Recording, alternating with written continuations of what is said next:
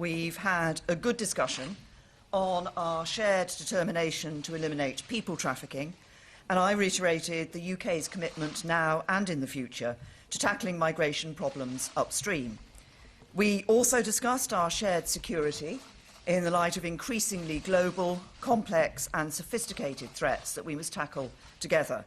And I made clear that we must take further restrictive measures to deter cyber attacks. And I'm pleased that the Council has agreed to take this work forward. Last night, I updated my fellow leaders on the good progress that has been made in the Brexit negotiations since Salzburg, on the withdrawal agreement and on the future framework, thanks to the efforts of both negotiating teams. On the withdrawal agreement, there are a few but considerable outstanding issues in relation to the Northern Irish backstop. I'm committed to working with the Commission and EU leaders to resolve these as quickly as possible. There's a lot of hard work ahead. There will be more difficult moments as we enter the final stages of the talks, but I'm convinced that we will secure a good deal that is in the interests of the UK and of the European Union. Now I'll take a few questions. Laura.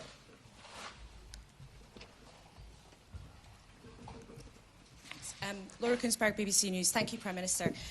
You've been straining in the last couple of years to keep all the promises that you have made, whether to Brexiteers, to former Remainers, to Northern Ireland, or indeed to business. Ultimately, you are going to have to disappoint someone. Who is it going to be? Yeah.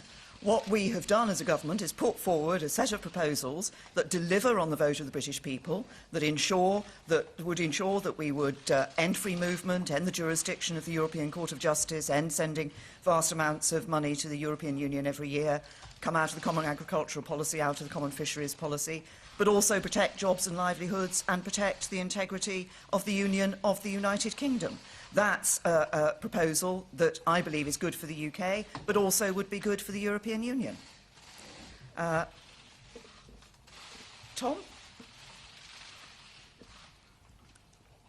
Thank you, Prime Minister. Tom Newton-Dunn from The Sun. In the last 24 hours or so, and if you don't mind me being a little blunt about this, you've... Never known you be blunt before, Tom. You've angered Brexiteers with the transition extension suggestion. You've angered Remainers by talking about the meaningful vote not being amendable. You appear to have disappointed EU leaders by not bringing any fresh, concrete proposals to the table, and they even went for a beer without you last night. What, in your view, is going wrong? These are always going to be tough negotiations, and they were always going to get tougher before we got to the closing stages of the negotiations. And yes, there are some difficult issues that we are still working through.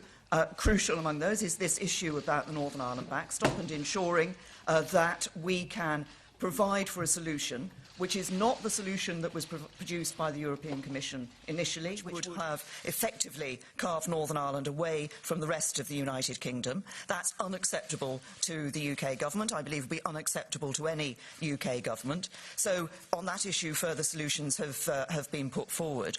But what we want to do is to work to get through that so that we can actually get to the deal that I believe will be good for the British people. That's what we're working through these tough negotiations for, delivering on the vote of the British people and doing it in a way which protects jobs, protects our union, is good for the UK, but I believe will also be good for the EU as well.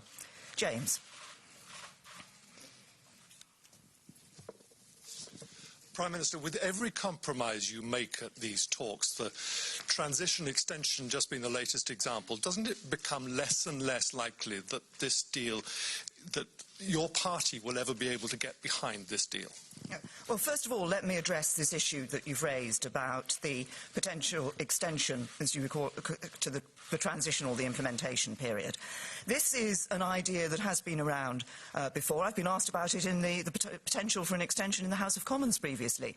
I've always been very clear that we negotiated an implementation period with the EU, and we negotiated that that implementation period would end at the end of December 2020. What has now emerged is the idea that an option to extend the implementation period could be a further solution to this issue of the backstop in Northern Ireland. What we are not doing, we are not standing here proposing an extension to the implementation period.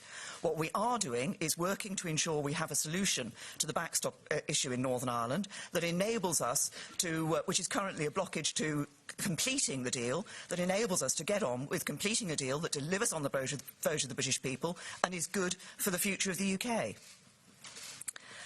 Heather, I think. Is Heather?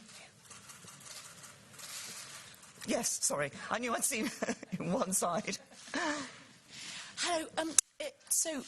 EU leaders don't have a meeting in the diary for November, the European Council for November. The next one scheduled is December. If that turns out to be the meeting at which a deal is done or is signed, is there still time to get it ratified in Parliament, or alternatively, if there isn't a deal at that point, to get Whitehall ready for a no deal in March? Well, we are all working. We're intensifying the work on these issues that remain, and we're very clear. I mean, what I've had from leaders around the table over the last hours that I have been since I arrived here in Brussels yesterday is a very real sense that people want that deal to be done. And I think if you look at some of the comments that have been made, Chancellor Merkel said, "Where there's a will, there's normally a way." Jean-Claude Juncker said, "Let's focus on the large areas of agreement," and it will be done. So there's a real sense. So what we're doing is working to ensure that we can do this deal within that reasonable timetable. I'm very aware of the legislative requirements we have in the House of Commons and the period of time that will take. Jason. Thank you. Jason Gross from the Daily Mail. Prime Minister, the Irish Europe Minister has said that you now accept, you've told her that you accept that the final backstop can't be time limited. Is that right? And closer to home, Anjem Choudhury is due to be released imminently. The security services say he's still a threat to the public. Are you happy to see him on the streets again?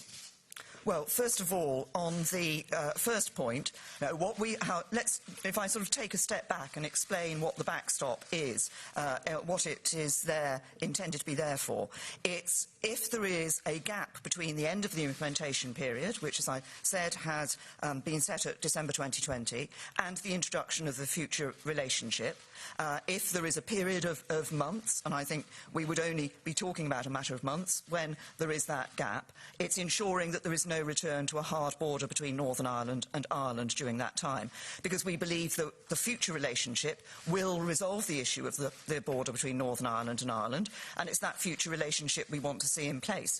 And indeed, nobody actually wants the backstop to have to be used. What we want is to ensure that the future relationship dealing with the issue of the Northern Irish border comes into place at the end of the implementation period, which, as I've said, we had negotiated that period through to the end of December 2020. On the question of Anjem Choudhury, obviously, he's an extremist preacher. He pledged his allegiance to Daesh. He was convicted of inviting support for them. But if and when any terrorist offender is released, well-rehearsed plans are put in place to keep the public safe. And the police, the prison, the probation service and other agencies have a range of powers available to them. They also have significant experience in dealing with such offenders. And this includes the setting of strict licence conditions, such as restrictions on movement and internet access, stringent curfews, and the breach of which could result in immediate recall to prison. Can I ask if there is somebody here from Der Spiegel?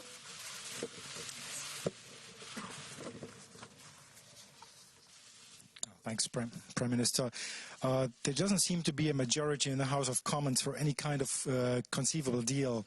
So what do you tell your EU partners to take away their fears of the deal being rejected in Parliament? And the second one, if I may, looking back at the negotiations so far, would you say that you have underestimated the EU's unity? And if the answer is yes, how will you change your approach in the final stage of the talks? Thank you. First of all, and I think this will be the last question, but first of all, in relation to the unity of the 27, right at the very beginning of this process, I said we want the EU to remain strong. It is actually in the interests of the UK, as the near neighbours of the what will be the 27 remaining states of the European Union, for the European Union to remain strong. Now, you asked about the question of the deal and taking that deal back to Parliament.